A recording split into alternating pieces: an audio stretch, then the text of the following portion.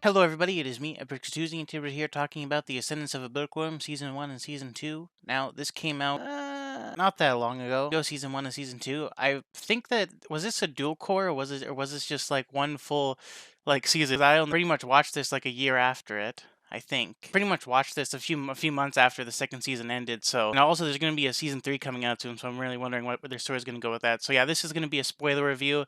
So if you want this to be spoiler free, too bad. Yeah, so this is a series where the main girl is, it's an isekai again, so we have someone getting sent to another world, and then I really like the way that she got sent to the other world. Like in other stories, you either like die, getting hit by a car, getting stabbed, getting shot, getting hit by a truck, just getting sent through a magic circle. But in this series, the main character, she dies by getting crumbled by a bookshelf with just a bunch of books falling over her. And I don't think I've ever seen that in a series. That one is like very odd, but at the same time, you could like die from anything. So I guess it makes sense from this. But then it also like cements with the main character having a very odd obsession, like very quirk, very much very in love in books. And the series follows her trying to develop books in like a medieval magical fantasy world. And I really like the progression of, like her making paper and her trying to get books and her like smelling the ink and being like, oh, I really need to love this.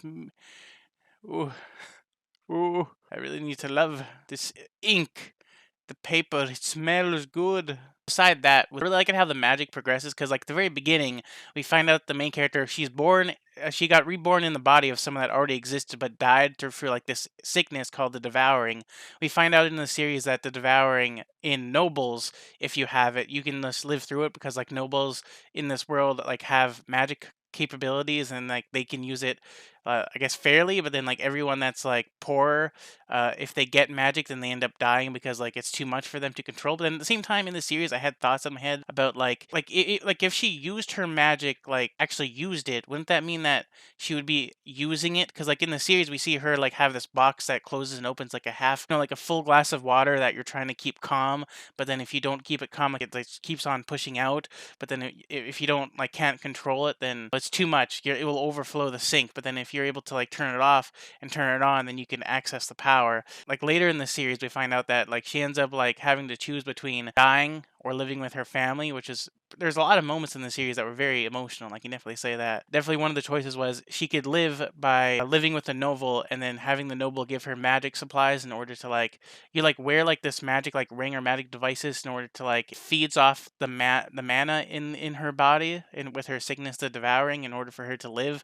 But she needs to live with the noble in order for the noble to buy these things in order for her to like live. But then she has to be courted off as like a consort or something to her to like a noble man or something like that. Or she could like go and be hired at the church because apparently the church is in dire need of people with her sickness or even just people like in the noble people that have it. But I'm pretty sure that you need to be only poor, like a peasant, in order, like a plebeian, they say in the show, in order to like have the devouring. And then they have like these magical artifacts in the church that she ends up joining that devours, like she needs to like touch it and then it devours her and then she feels fine. And in the past, like before all of this, before she even found out about like being a cure, she would like get sick often. She could like barely move. I saw that in the opening and ending songs in the series are pretty good. I really like it, but in the comments on like YouTube of like the opening and ending songs, people, or I guess the opening songs, people are just like, why is she running so much? Why is she dancing?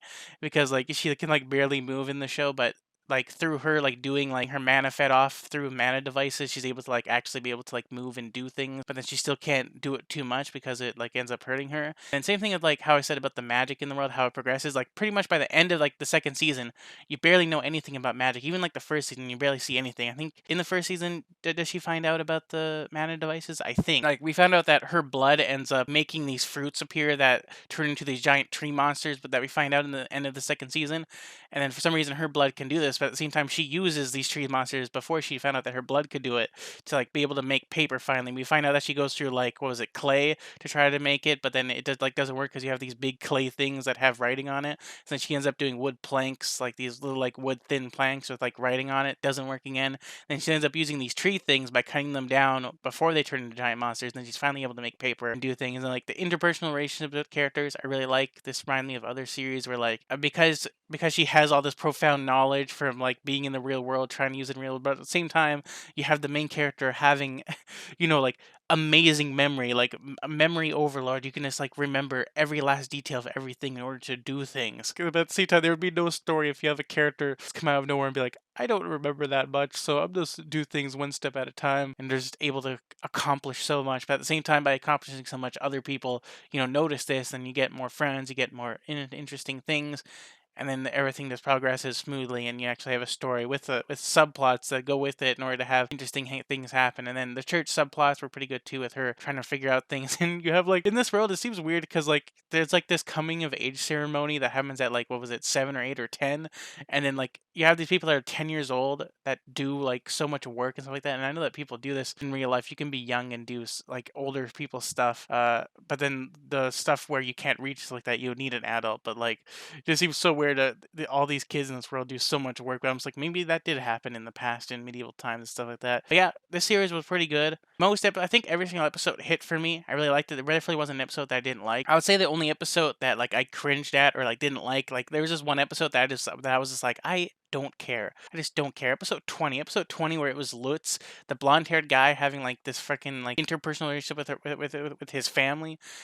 I just didn't like it. That was the episode that I just hated. I would give that a 2 out of 10. Every single other episode, 8 or a 9 out of 10. Loved it. Overall, I really like this anime. I'd give it like a 8 or a 9 out of 10. I really enjoyed it. Really enjoyed the characters. Said with the magic, I got sort of off track, but then she ends up find out later on that like one of the church people that she ends up being friends with is actually this knight that can actually use these magic powers, and they can turn these wands into weapons that by like I think they hail like the I don't even know what I'm saying. The Shadow Lord or something like that.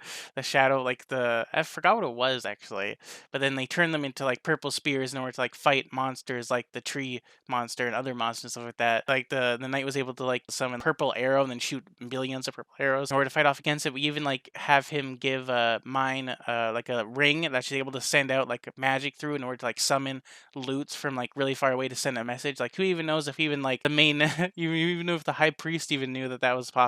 Maybe like it is to like send communication from that far. But at the same time, with like me cringing from the 20th episode, it leads up to like what's gonna happen in season 3, where Boots like had trouble with his family because they didn't like his job. But then what was it? One guy that was a noble wanted to like just adopt him in order to like get away from the family, but then he ends up choosing his family instead of the noble. But then in season 3, at the end of season 2, they end up adapting this thing where they're gonna have Mine leave her family in order to like be with a noble in order to like survive from the devouring. So I'm really wondering where that's gonna lead up to in season 3. Even just other things like I hope that there's more magic involved, because she pretty much developed her first book by the ending of season 2. She already has paper, already turned the world upside down with all of that. So I guess we'll see where that goes. But like I said, the series an 8 out of 9 or 10. I know that this review is all over the place. I just want to talk about the series.